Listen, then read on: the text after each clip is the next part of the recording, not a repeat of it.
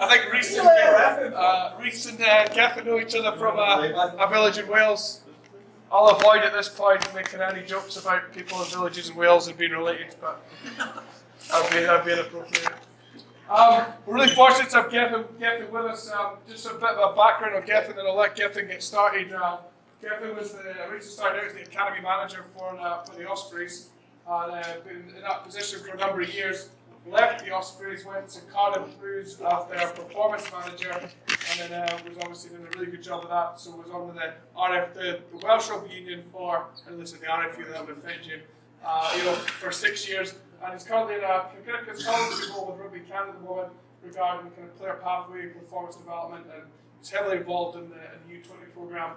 Fortunate to spend a fair bit last week with Gethin and get some insight as to some of the plans he's developed for Rugby Canada, get some alignment around the country. It's a great opportunities for our players, which is kind of the main reason that we're all here tonight. So I know the season's just around the corner. Unfortunate turn in the weather. Gethin was maybe not prepared for what he's coming. He was walking around Victoria last week in shorts and a t-shirt plus 20, and today we were celebrating the water breaks every 20 minutes at the school game, because we thought when it got above zero you've got to have a water break. So a bit of change in temperature, that's for sure. But now, Gethin, thanks for taking time to join us. I know it's a bit of a whirlwind road trip around Alberta before you head off to the heights of Manitoba on Friday. So thanks for joining us. If you just put your hands together, welcome, Gethin. Thank you. So really appreciate the opportunity to come and speak to you guys. What I'm going to basically do is it is going to be a bit of a whistle stop tour, and in many respects I'm just going to tell a load of stories, and a load of stories based on really my experience over the last, say, 12 months or so. It may give a bit of an insight then into some of our thinking, and I'm saying ours because we had a brilliant couple of days last week with all the provincial leads, because I think it's Rugby Canada's role to lead and certainly not to control, because I hate the word control, because there's an oppressive nature to that word, and if we can get people like Alberta doing what Alberta does best, get Ontario doing what Ontario does best, and all the provinces to do what they do best, I think Rugby Canada will be far, far stronger. And as Moff alluded to, part of my role really is to lead a bit of a renaissance, I suppose, with Kingsley Jones as the lead sort of 15s guy, because let's be honest, what I remember Gareth Rees, Sal Sharon, back in 1991. I was in the Cardiff Arms Park in the juveniles enclosure as a sprightly youngster, where Canada were breaking our hearts as Welsh guys. The reality is now that isn't the case, and I hate to say it myself, and as much as we want to dress things up, Rugby Canada or the Canadian national team are not in that position, but there are some excellent people who are doing their damnedest, and it's probably an indictment of how we've not invested in our young people, and I think that's something we need to be doing to support the current group, what Gordy and the group are doing in relation to supporting the dreams and aspirations in Rugby World Cup. I think is fantastic. We need to be supporting them with better players for the future of rugby in Canada. So a little bit of an introduction. I'll fly through this because part of my job really is, yes, to win rugby games, but also to try and grow people to become bigger and better, to improve as people go on. And as Moff alluded to, I spent some time with some professional teams and the Welsh Rugby Union, and doing exactly that, trying to grow programs, trying to grow people to become bigger and better, to realise their potential in many respects. And my background in the last sort of 12 months, I wanted to go and explore, because if there's one thing that I have learned is that the world is a pretty small place, and the opportunity to come to somewhere like Canada to do this type of stuff, to work with different players, was too good to turn down, really. So I'm eternally grateful, and I appreciate your audience tonight, I suppose. I've made loads of mistakes in my sort of 15 to 20 years, and as Moff alluded to, I was with the Ospreys between 2003 and 2008, and some good players came out of that stable, people like Alwyn Jones, James Hook were 16, 17-year-olds when I started there. We grew them through the programme. Justin Tipperick, Dan Bigger, Rhys Webb, all came through that stable, and a British Lions as it currently stands. But I remember having a cup of coffee outside a place outside Swansea, a place called Gethin. There's a place outside, I can see it now, I have nightmares. Kicks Gym, and I sat with a young man and his dad, and I said, listen, he was 17, 18 years of age, a good player, but we were giving him 5 contracts at the time. Rhys Webb was one of them, Dan Bigger, a guy called Ryan Bevington, and Rory Pickman, and one other. I'd made a decision. I watched this guy, been with us since he was 15 years of age, had been in my stable for the last 4 years, and made the decision, I don't think you're going to make it with us, really. So, you know, he was a good player. He was a good player. I played Wales at under 16, under 18 years of age, but I had to make a decision with a load of others, but ultimately my decision to give this guy a 3-4 year contract to take us through to graduate like Rhys Webb has done and others, and said, listen, you haven't got a contract. So so he decided, well, fine, I'm going to go to Cardiff University, do dentistry, and within 6 months he was recruited by Cardiff Rugby Club. The following year he made his debut for the Cardiff Blues. The following year he played for Wales, and the following year he was voted the most valuable player for the British Lions. All within 3 or 4 years of me basically telling him he wasn't going to make it.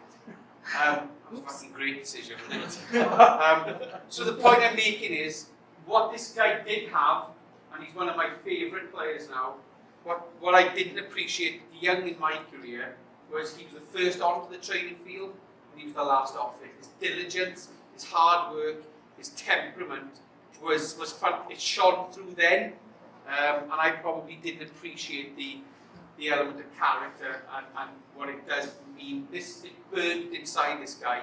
He wanted to become a rugby player. He wanted to play for Wales. He wanted to be the best he could possibly be, and worked on some of his limitations. And credit to this guy, he's a hero of mine, really. But the character piece is massive. I'll tell you a story, and I can't bullshit this because Tyler's here, so he's lived this journey with me as well. So if I am telling any porcupines, you can step in. Because he's bigger than me anyway. Most people are. One of the reasons why I wanted to get involved with the U20 program, because one, I didn't want to walk around with a clipboard telling coaches, oh, you need to do this, you need to do that, because I'm a believer in the fact that I think you've got to demonstrate things, and I think you've got to show, you've got to walk the walk in many respects. And it also would have given me a health check, I suppose, of what is rugby in Canada from a performance point of view, because the U20 program for me is a very much a segue. It gives you the temperature of what's coming into the system, and it allows me to understand what are these guys now, what are we sending them out into. So that's one of the reasons why I wanted a coach to really get my hands dirty. And in many respects, what worked for us was I really wanted to have a look at the culture. What is it to be a Canadian rugby player? Why are people proud to play for Canada? And what was the playing identity? Because I wanted the group to have a playing identity. So when they watch a team on a Saturday, when they watch a team in a game, do you know what? That represents the group of players. That represents us as a country. So playing identity was really important. I wanted to test a mindset, and I'll talk about a mindset in a second. And I wanted the team to be respected for their skills, because I wanted us to play fast. And core skills was so important, because I've heard so many times coaches certainly in the last year, well, what system do you play? Do you play a 1-3-3-1, or do you play a 2-4-4-2, or do you play this system, or do you play with this move or that move? Ultimately, it's about catching the ball, winning the ball back, tackling.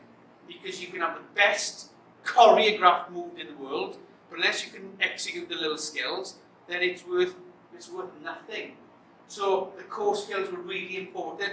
You can have the best laid plans, and if the hooker can't throw the ball into the line out, well, it's going to be a scrum to the opposition and be tackling again. Okay, so those core skills were so important. And more importantly was the cohesiveness of the management group, because if we were going to play this way and we were going to start losing, then it was about developing players more than winning. And I firmly believe that. But I genuinely believe that you can develop a playing style and win. So we came up with this as a bit of an acronym for the group. Some of you have been involved with similar types of coaching seminars in the past. I wanted the group really to come back to this because I want them to always to be creative, look for opportunities. I wanted them to be aware of what was in front of them and react to what was in front of them. Not because the coach told me do it this way. I wanted them to look, the space is over there, we're going to run over there because it's easy to play over there. Because I wanted them to understand that that's where the opportunities were. I wanted a no-nonsense approach because when I was speaking to all the coaches, people like Pat Parfrey, Jeff Williams, Adam Roberts, who knew Canadian rugby, Canadians are rough and tough. And we don't want to be taking a backward step. So we needed a no-nonsense approach. We wanted to play fast, we wanted to be respected for the decision that we made, and I wanted it to be authentic because I've had experiences in the past, good and bad experiences, of foreigners coming in and telling my country, where I come from, and not respecting my country, and basically saying that this is shit, that's shit, and you need to adopt this model. I've had foreigners come in and respect the culture. When you look at the head coach with Wales at the moment, he's respected the culture, and probably one of the reasons why he's lasted 10 years. I've seen others come and go because they haven't respected the culture. So from my point of view, I didn't want to be another foreigner because I think we've got to get to a point where Canadians are promoting Canadians into these types of roles. So that was really important for me. Because as a management group, what I inherited, as I asked what has happened over the last couple of years, I had this playbook for this: you must do this at this time. You must do this at this time. You must do this at this time. You must do this at this time. You know, I didn't understand half of this myself. And that was just the defensive piece. Don't forget, there was an attack piece, and a line-out piece, and a scrum piece. My God, you need a degree to work it all out. The game is quite simple, really. It's about understanding where they're not, and let's go to play there. So we try to make it more about principles. So from an attack point of view, and I've done this with groups. I've asked them to 15 guys on the field or girls on the field, and I've asked them to pass the ball from the try line up to the other try line. Everybody passed the ball once, and in most cases, how many times do you think they dropped the ball? One try line to the other try line. A decent team, how many times should they drop the ball with nobody in front of them? Zero. Okay, so you put 15 people in front of them, that's when the pressure comes on. So the point I'm trying to make with the first one, go to where they're not. Where there aren't any defenders, it's easier to play. Does that make sense? So if all the defenders are here, why are we just smashing and running up? It's harder to play there. If there are no defenders out there, go and play where it's easy. So as a principle, make decisions to go and play where it's easy. I want us to go forward. I want us to understand that there are both sides where the ruck is. I wanted everybody to play as a scrum half. So for how many times have you seen a ruck? Forwards come, the ball is there, and they've just done that. They've sat on the ball as if they're laying an egg. But if the ball is there, why can't they all play at scrum half? What does that create? More ball. Fast ball. Plus we've got the skills to play. So everybody can be comfortable playing at 9. If you can see Tyler, you're good. Pass the ball and pass like goal again. Individual skills, handling, contact area. Everybody has to do everything. Okay? Defensively, I wanted us to think as a defensive team, rather than just stop them, how can we score a try when we have got the ball in front of us? I.e., how can we get the ball back? Because when we get the ball back, are they organised or are they in disarray? They're in disarray. Let's play again. Okay, effectively the ball. And just, let's not have A, B, C. How many times have we seen? Again, structure. There's a ruck here. Okay? A, B, C. So we've got a nice taxi rank here. And actually, there's nobody in front of them. So again, make decisions on where they are. That's how we stop you. Okay, so what did it mean? How many times, and I'm challenging hopefully you're thinking, how many times have we heard this term, the modern games, there is less space? Hands up, how many times have we heard? Hands up, right up. There's less space on the field. Well, as far as it's the same size rugby field, isn't it? As it always has been for the last 150 years. The space may be somewhere else. Okay, so again, it's about understanding where the space and understanding how can we manipulate defenders. Understanding structured V, unstructured attack, or fly through these things. But I genuinely think that there is a game of unpredictability. It isn't a game of drafts or chess. It really, really isn't. When we lose the ball, it is unstructured. It's a mess. It's chaos. And can we be comfortable in chaos?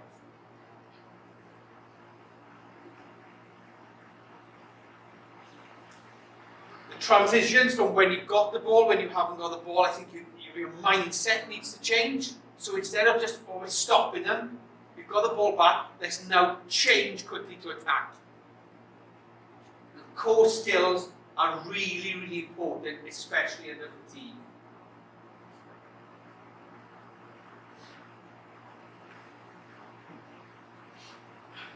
Excuse me, this is my PC meltdown.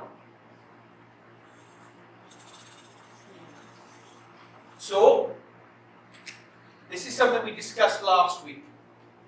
I know it's not a North American thing, it's not a European thing, it's a worldwide thing. Because the only stat that counts is a win-loss ratio. I get it.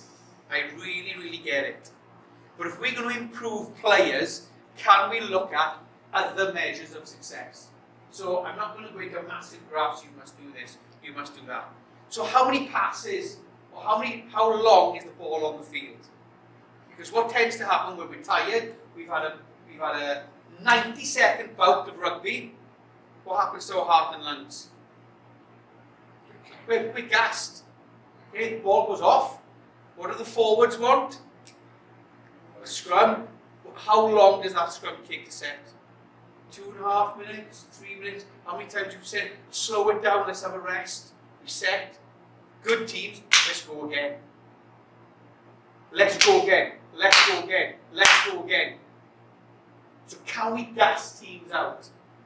How many times have you seen New Zealand win games in the 70th minute, 75th minute? Because they're able to maintain that intensity.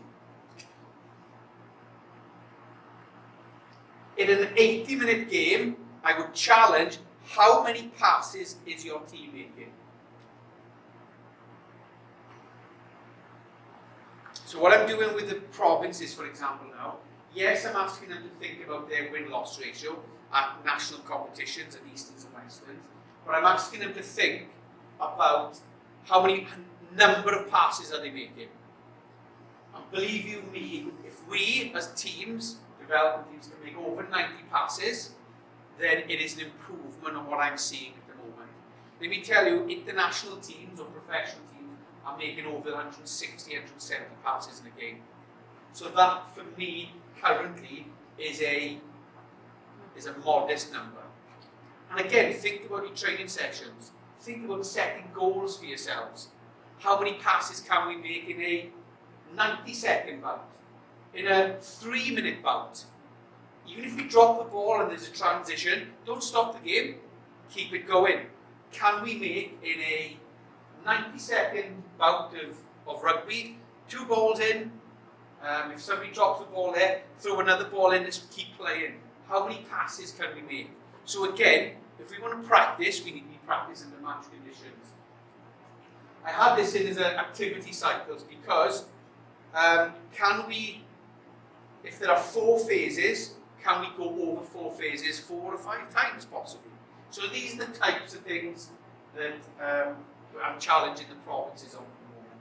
I'm calling the next one continuity shots. So continuity shots for me are how many times, how many times have we heard what we call, when I go to ground, I go down, a couple of people come on top of me, there's a big wrestler on top, what do we call that? Yeah, it's what other term is used? A breakdown. If your car breaks down, is that a good analogy? Is that a good thing or a bad thing? It's a bad thing. So I'm challenging the thinking, can we avoid the breakdowns? How would we avoid breakdowns? Stay on your feet, yeah? Keep the ball in hand. Offloads. If your car breaks down, do you want it broken down for a short period or a long period? Short period. So, quicker ball, slower ball. How can we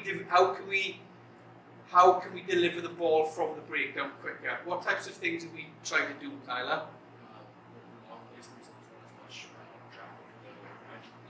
Yeah. What about deliveries? What types of deliveries? Walking off the ground instead of maybe coming down or rolling it back a little bit so you can just grab it and go. In fact, throw it back. Lift it off the floor. Promote quicker ball so they become mini breakdowns all the time. So mindset shifts. Because the game, whether or not we like it or not, is not set now. We're not in 1991. It's not. My heart isn't broken anymore. Okay, my heart is broken because we are looking to develop things, and this is a type of example where, as a mind shift and the responsibility that we have, 1950.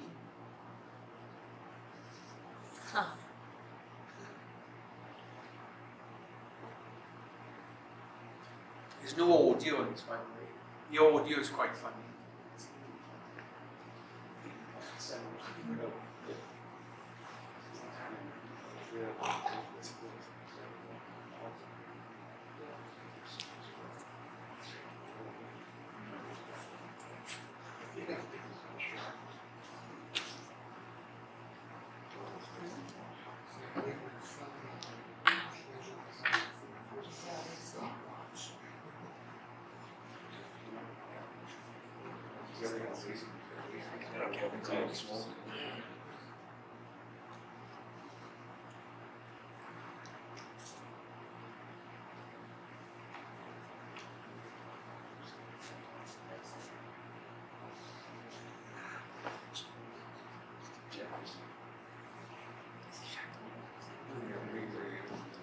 Two and a half minutes.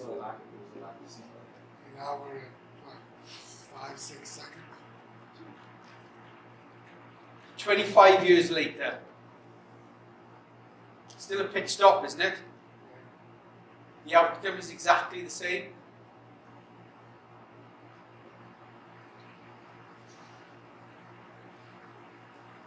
That's a while.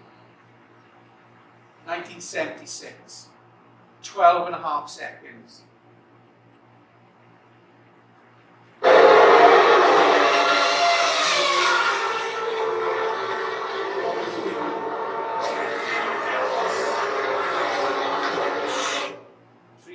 Seconds.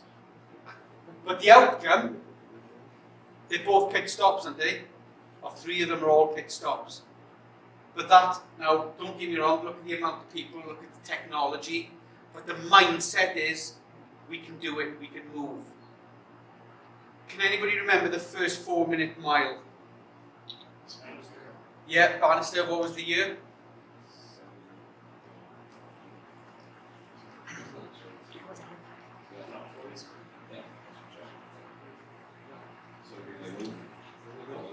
It's actually slipped my mind, okay? I do remember. Okay? The 4-minute mile was impossible. It couldn't be done. It couldn't be done. The following 18 months, about 6 people broke the 4-minute mile. So mentally, 1952.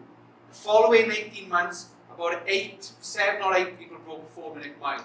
So change your perceptions, it can be done.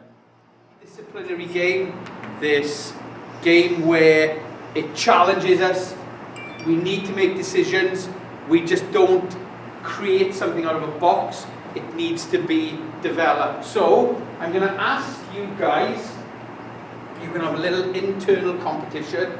We'll do it with we'll do it 3 or 4 times.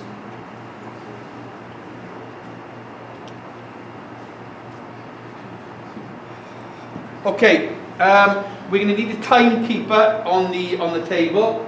Okay, first task. Timekeeper, when you're ready to go, give them a go, whoever's going to be doing it. And I just want you to turn the cards all the way over, 52 of them. Okay, and I want you to time it. And I want you to have a little internal competition between you all, probably 2 or 3 times. So let's pick 2 or 3 of you. Have a little internal competition. Turn them all over so you need the timekeeper. It's on camera, don't screw it up. Okay, when you're ready. Ready? Go. Over to you. Yeah. Move faster than that. You just said turn them over? Turn them over, right? You didn't say one. That's a turtle in the hair over here. That's what I was thinking. Yeah, I was just flip them all, right? Like that's like, Okay, sorry. one at a time. One at a time. I was like, how quick was that? That was like 4.8. I was waiting to I change everyone's perceptions in here. One at a time. I thought I'd cracked the code. Old school. One at a time. You're doing I great. knew that was your quote. Ready? Go.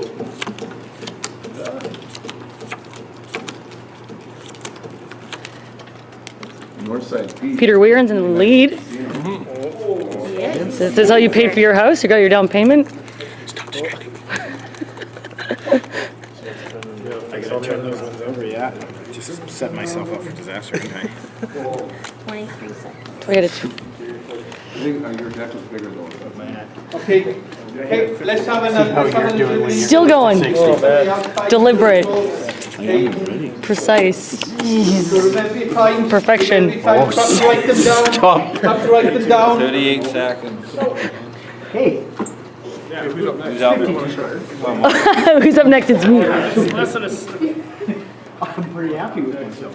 Do that every day and you'll get fine. Decisions to be made now, the time element. Okay, I'm asking you now, the times that we have, we're going to come back in 6 weeks' time, and I'm going to ask you to practice, and practice, and practice, and practice. What is likely to happen to our times? Go down. Why are they going to come down? Okay, I'm going to ask you now to practice making sure we've got tidy piles. Okay, tidier piles. Okay?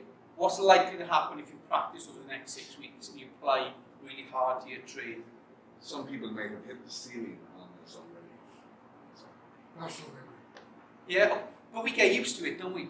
Okay? Now, what I spoke about there, about that multidisciplinary game, about loads of decisions, what lessons do we take out of that compared to our to the game that we're talking about, multiple decisions? Do we need it? Do we need those decisions? You tell me. That's, Yes. that's the question. Yeah. Okay, so do we need the decisions? Do we need the decisions? What does structure give us? The coach tells you we will do this. What is that equivalent to? The 4 card, the 2 card, and the 1 card. What's the goal? What's the goal? Okay, to win. Yeah.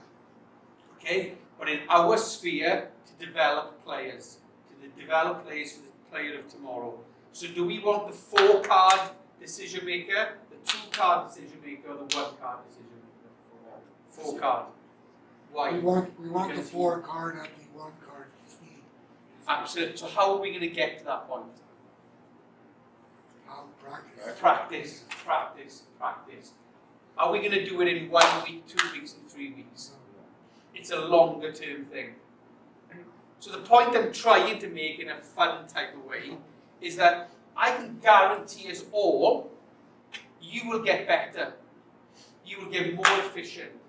You will get what was starting to happen, and especially what would start to happen in the 4-card thing, and it happened here, where the cards weren't shuffled out that well. What started to happen, there was a red, there was a red, there was a red. What did you quickly understand?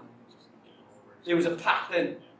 So straight away you started to realize there's a pattern here, so you become quicker. So if we practice lots of different scenarios, in game scenarios, we start to recognize patterns a little bit more. The players will start to recognize patterns. But what is the coach's job in that pattern recognition and developing those patterns? What's the coach's job? It's just to give them a framework. So you're giving them a framework of just picking different suits or picking different colors, but you're also having them make a decision of what's happening right in front of their face. So they're reacting to what's happening, but you still are in the structure you're giving them. And I have them prepped in for that. A perfect answer. But the point, having a framework, there's nothing wrong with having a framework. Play within the system. Playing within a system. Okay? Now, some would say, oh, you need multiple, and that's fine. The point I'm trying to make is, I'm not telling you must do this way. What I'm trying to challenge you thinking of is that we have to push our players to be more diverse in our thinking, and a style of play that is more multi-dimensional with lots of decisions. Because what will happen in week 1, week 2, week 3, maybe year 1, year 2, is that it'll be messy. As coaches, what we want to do straight away is what we want to go in and what we want to rescue players. Would you not say that? How about just again your practice, just flipping the one pile over and getting really fast at that before progressing to the 2 piles, and then sort of getting really fast at that. Like, or would you say no? We're going to start off at the 4 piles. And geez, it's going to be painful for a long time. But I'm not the panacea of all answers. Give what are people's thoughts on that? I'm going to say people learn at different speeds Yeah, and at depends on the different play. complexities. The play or the players? Players. What are your thoughts on people and what people say? I would say that if they're going to start with 1 pack, because if you start them with 4 packs, it's like throwing a young kid into like a high-level game. They'll suffer. They might eventually, in a long time, pick up the game, but they will kind of just, for their first bit of their time there, they'll be terrible at it. They'll overwhelm. Yeah, and that's what happens a lot. Is if you throw a kid into a high-level game, they might give up, or they might just put the cards down because they're like, this is too much for me. Starting them off easily and just working their way up, similar to a pathway or something like that, would be better for their development as an athlete. Thoughts, Cody? I think, not the same kind of lens as that, but in a game sense, can we introduce, younger kids or less experienced kids, novice kids into the game like the British Bulldogs, we got invasion, that's your start. Maybe you can introduce a ball in, the next time.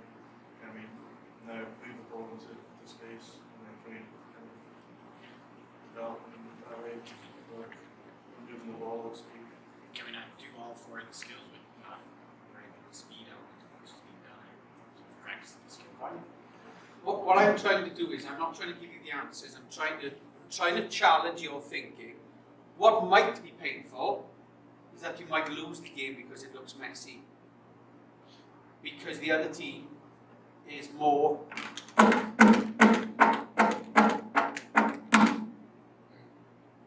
now then, Simple. as a collective understanding, and I'm not telling you this is how it can happen, but if we were all part of the same junior league, and we were all part of the same community of Edmonton to develop players, we all came to the understanding that this is the type of player that we are going to look to try and produce, and we all agreed, you know what, then let's all play the forehand game. or the two-hand game. Where we don't suffer against each other, does that make sense? So you come to a collective understanding of the types of rugby we want to be playing. So I'm not saying that you have to do it this way. I'm trying to challenge you thinking of how you collectively move something forward. Because what I am saying is, it's the four-hand game, or the six-hand game, or the eight-hand game is what's going to move rugby in Canada forward. It's going to develop our players. Because that's what the rest of the world is doing. Because if we carry on playing the one-hand game, we may beat each other, but we're not going to beat the rest of the world. That's the point I'm trying to make. And we need to move, and that's just in a philosophical way. So it's a challenge that I'm throwing to us, to the wider community, and just as a general thought process. Going back to some of my experiences, there's the physical element, because this is what this is something that these are some body shots that I took of some of our players, and every one of these players, and the experience that I've got, this young player here is a back three player. This guy here was regarded as one of our enforcers, and some front five guys, two props actually. And having said what I said earlier about the players that I've played with, these guys have the same raw material, the same raw ability at 18 years of age as some of the players that I mentioned earlier at the top of our discussion. Have the same raw potential and have the potential to be, I would suggest, world-class players. And I'm not using that term lightly. Yet, from a physical point of view, and this is probably the same type of analogy from their playing outlook, they are way behind the rest of the world. Because if these guys played against their peers at a higher level, although their ceiling is as infinite, that's a health and safety risk. Because if we came against the USA, the Kiwis or English or any tier 1 country, I worry for their safety and the fact that they break their commitment, their technical ceiling ability is as good as anything that I've worked with in the past. Yet, if this is what we're currently doing, then it's not good enough. And I'm trying to compare apples with apples across the world. So, there's the physical component. Now, from a heart and lungs point of view, from an engine point of view, as rugby coaches, we can develop that. Because after a 90-second bout, these guys would be down on their haunches, they would be gassed. I think our problem is everywhere else in the world, there's money behind it, and there's a goal for them to go to rugby. That goal really isn't here. No, and it's a fair point. And I'll You talk look about at the other sports like hockey and football. There's money there, and people are devoting loads and loads of time into getting their physical bodies. Yeah, I agree. Yeah, and I agree. But the point I'm making is this is also something that needs to improve, and something we're looking to try to do. But absolutely, I 100% concur. So the work that's being done by MOF, others in all the other provinces and in Rugby Canada, is we have to have a clear approach that we all agree on. Because the only way that we're going to get our athletes to compete, they need to be consistently and more frequently training more often. They need to be coached with a mindset, and it starts with us at the grassroots, the forehand. I'm going to call it the forehand approach. Okay, but you know what I'm talking about. Okay? It's a mindset of playing what the new game looks like. The identity and some keystone habits we're looking to try and do with our young players. So the identity of the forehand game is very, very important for us. And there are certain skills, as in decking the cards in the right way, turning them properly. So the way that we pass, the way that we, continuity is important, etc., etc.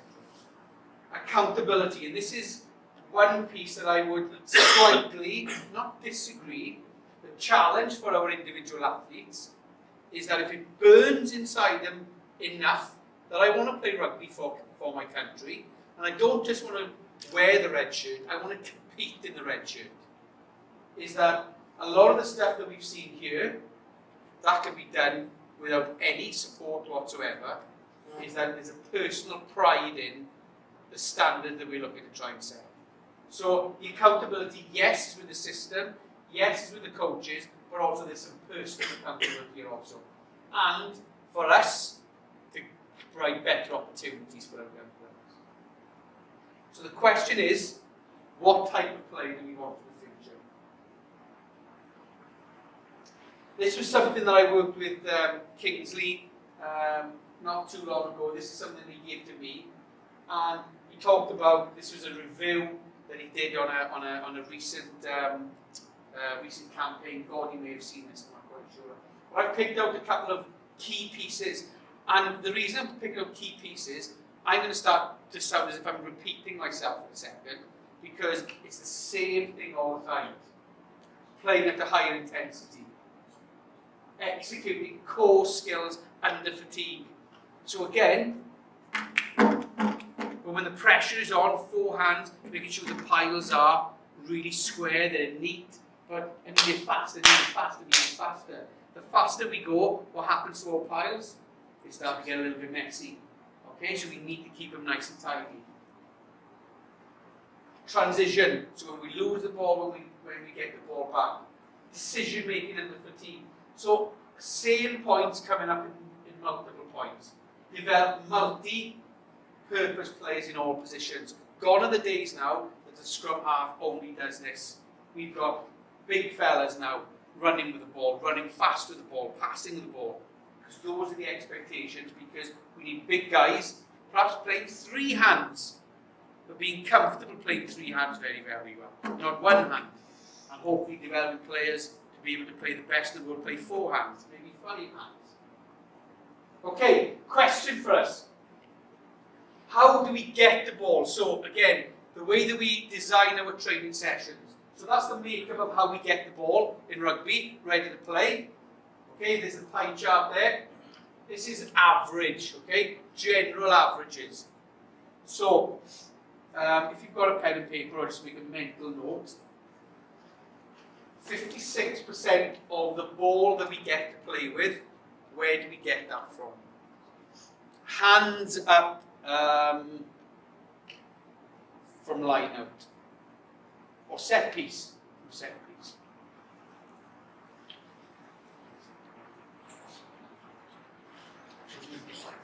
Yeah, we should do this blind.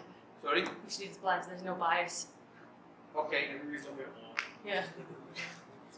What's your Where do you, okay then, I'll probably ask, because you have a bit of paper. Where do we Or- think or 56% of our possession comes from? Because it comes from public code. Sorry? Give me examples. Either a breakdown or Okay, so the hand, so I knock the ball on, Yeah. so what does the opposition do? Then it's get the ball. They get the ball and something, whatever they do next, okay? Where else do we get the ball? Kicks. Kicks, so they kick the ball to us. Yeah, okay. Anyone else? Turnover. So general turnovers, okay? Turnover. So basically, not from the line out, not from the scrum. It's like somebody knocks the ball on, we get that ball and we play. Somebody kick the ball to us, okay? So we nearly over half our possession comes from there. 22%, where does that come from? Set pieces, okay? That's from line out. So we tend to kick the ball out, we get 22%. Is this our Canadian team? This is just generally rugby. Everybody. Yeah. There's, there's a bit of artistic license in this, but it's pretty accurate. Okay, 11%. Scrum, yeah. 7. 7% is 7% of scrums. Restarts. Okay, that depends on if you've been scored on all the time, that might be a little bit more. Free kicks and quick taps, or sort of infringements. Okay, question. I'm going to ask you guys to reflect. When we practice, does our practice look like this? So what would turnover attack look like? Not very often. Like in a practice. Yeah, so what would it look like in a practice? I guess we're playing those kind of unstructured games, and you have the ball hits the ground, you just pick it up and keep going. Okay, so you're the coach in the middle, what does it look like? You're in the middle. 9 times out of 10, the coach stops the play. You try to see play on. Yeah, just play on. So I got 2 balls here, throwing a ball in any direction. Okay, just play. They knock the ball on. What do we do as coaches sometimes? Stop, start again. What could we do? Just let it go. Keep it going, or throw another ball in, or kick the ball. Okay. Now, so if we practice for what's an average practice? Hour and a half, so 90 minutes. Do we practice for over 50% of the time in that way? Sometimes, again, I'm not asking do we or don't we. You may say, well, yeah, I do. The point I'm making is, are we preparing the players in the way that the game is? That's the point I'm trying to make. So I'm asking us to self-reflect, because I've done it myself, right? I really have done it myself. Line out, we go to another lineup. Go to another. If the lineup doesn't work, stop, do it again. We have another little break, and we go again. If that doesn't work, do it again. Another stop. Once we've gone 1 or 2 phases, we go to another lineup or another scrum. And probably, maybe over 50-60% is that way because it's coach-driven. The point I'm making, I'm asking us to reflect on, though, are we preparing our players to what the game actually looks like? It's a pity tonight we couldn't perhaps just go on the field and have little exercises, because the game is messy.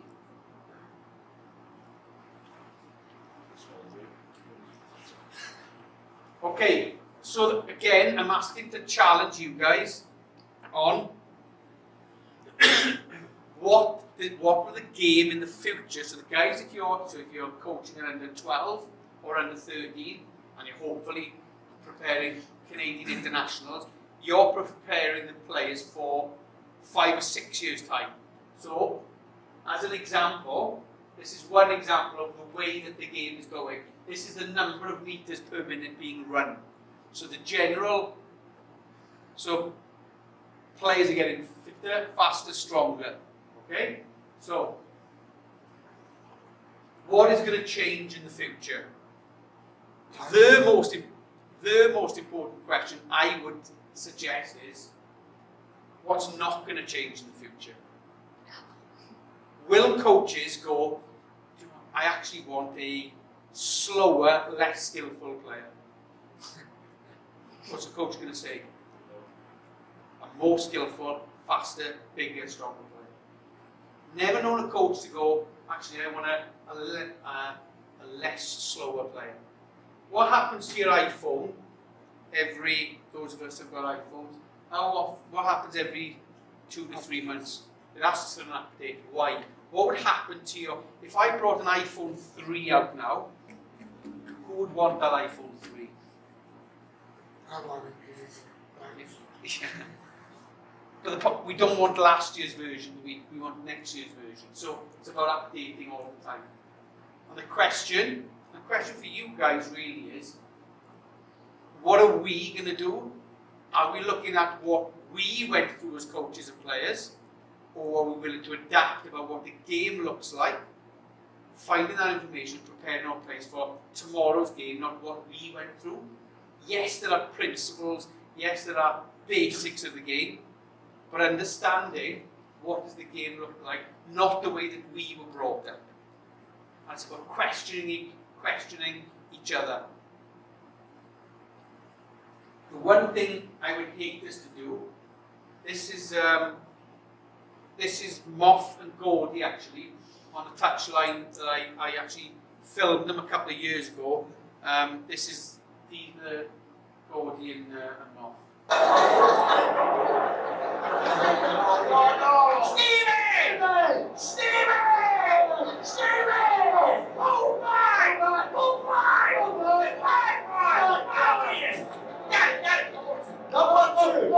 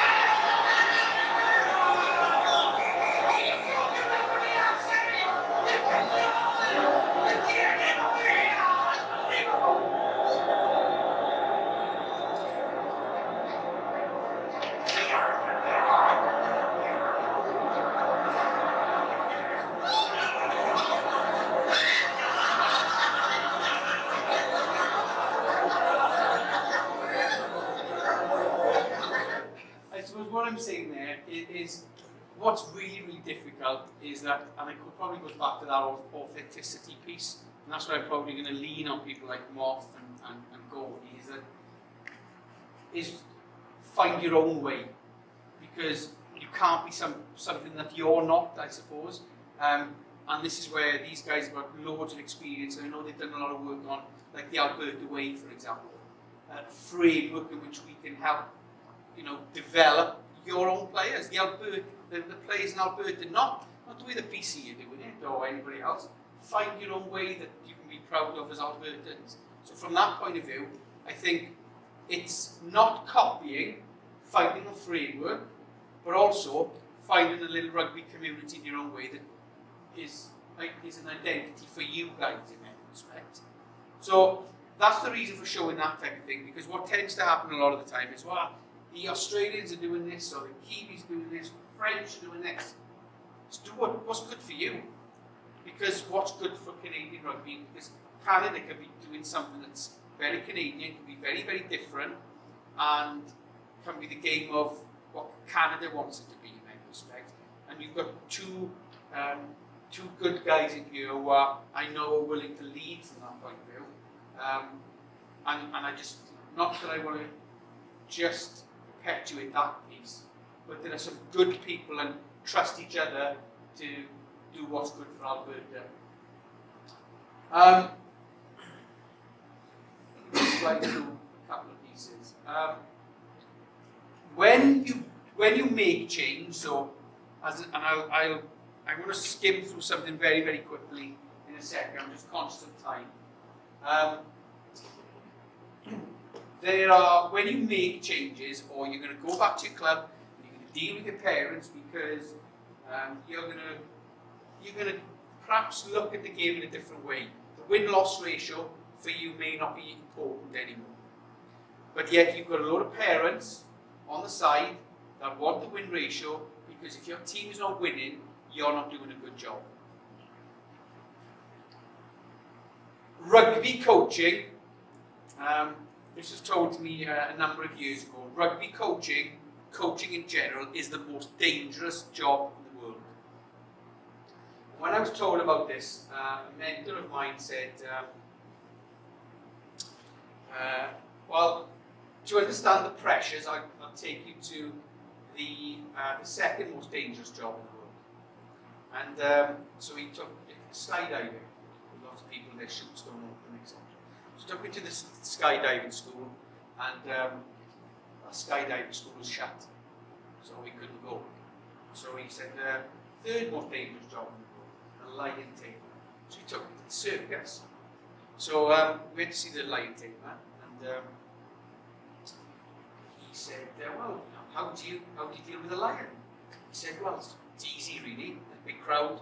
You just pick up the whip. You whip the lion. And the lion sort of comes back and comes again. You whip him again. So he goes, but what if he swipes the whip off you?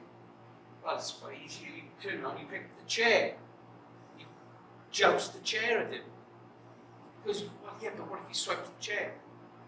Well, it's quite easy. You turn around, you pick up the shet. You throw the shit at him. And he goes, well, what if there's no shit? There's always shit. So whatever you do, when you do coaching, there's always shit that you've got to go through. And you always deal with shit. You deal with shit from parents, from administrators, because you may be looking to try and do things slightly differently. Whether you've got the best job in the world, the worst job in the world, there's always shit to pick up. So, change, you will deal with shit. I'm going to go through this really, really quickly because I'm conscious of time, and this is more to do with an update in many respects, because that's the reality of where we're at. This is from a men's point of view. There's a huge amount of work being done with the women, and from my role point of view, it does encompass the women, but there's a lot of work to be done with the pathway to almost get the men to a neutral point where the women's pathway is at. So there's a lot of work being done at the moment with the men. With Sandro and Jack Hanratty and John Tate in particular doing a fantastic job with the women. And the men have got to catch up, and that's part of my role, Moff's role, and many others. Because that's the reality. That's not 1991 Cardiff Arms Park. Gallery's kicking the goal. And it's not pretty good reading, really. And part of our job, my job, and others, Moff included, is to put that jigsaw in place for what it looks like in the future. So, flying through this.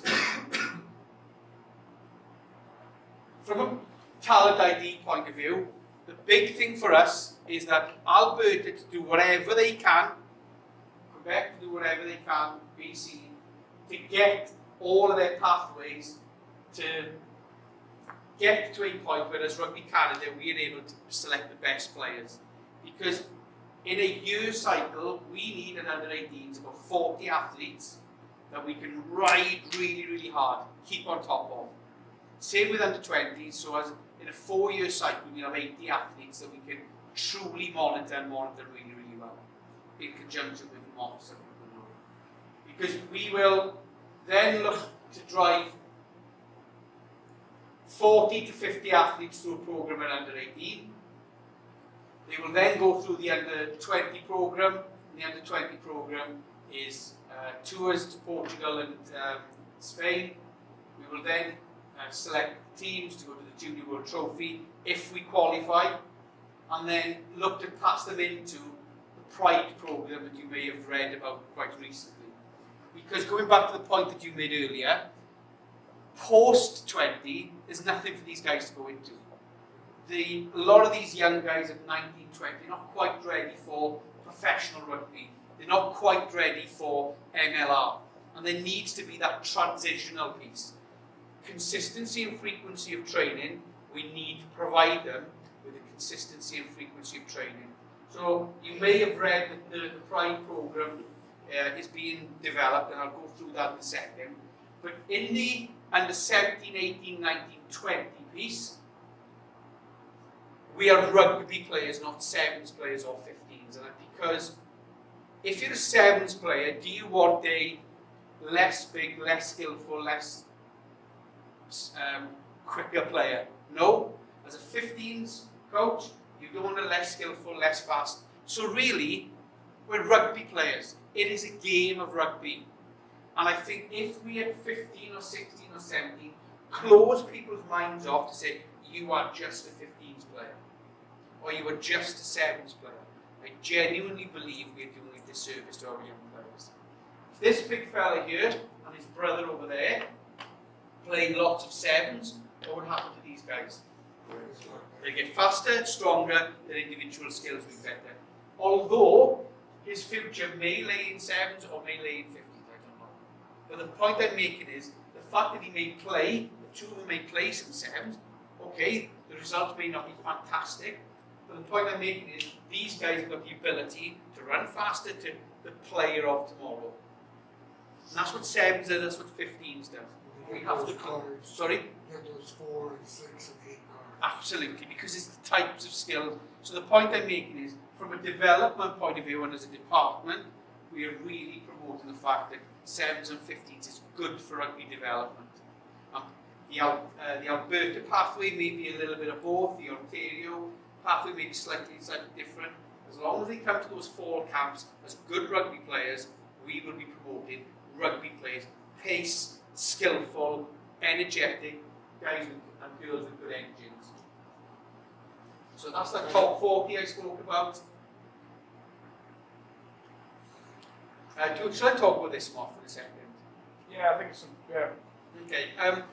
We are going to have a U19 CRC because the U19 CRCs, we are looking for the best players to come to U19 CRCs because we want to be able to talent identify the best players. And there's been lots of criticism of that particular format in the past because one, it's been too many games in too short a period of time. It's very expensive, and the fact that it's just rugby playing.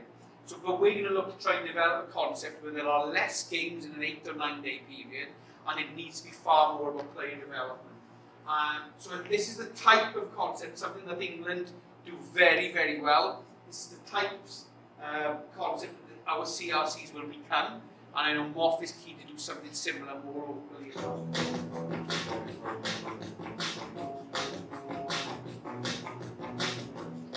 We're the 2019 Wellington Festival, where we have all 14 regional academies. They're in for a week's residential on and off the level. So game day 1, where we are today, what we're doing now is an adaptive format of the game, so we have some rules that challenge the players to encourage more ball in play. We've got development sessions in psychology, we have daily nutritional advice, we've had the players mixing and sharing and challenging one another on what they're trying to do with their careers and in their lives, just as young people. Well, I can think of nowhere else you would bring in players who arrive on a tracksuit in day 1 and leave at the end of the week having met people from different teams, sort of truly having learned how it looks and how it feels and how you experience things in a different environment. The parents get an amazing chance to come and hear from us. To really be honest, from our point of view on what we're trying to achieve, we are constantly trying to better ourselves, both as a union and both support the academies and how they deliver content. So I think it's a great chance to be up and personal, to walk up and down the touch lines and say, what's it like for you? We learn a hell of a lot, and I think they learn from each other. So again, it's a fantastic opportunity for them to bond.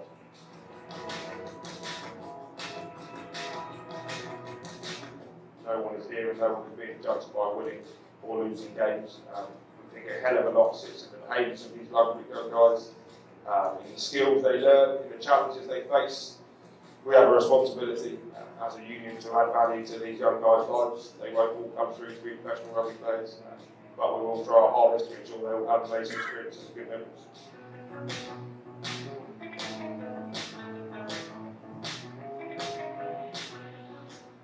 You're talking about 12 or 14 professional clubs there, and they are talking about changing rules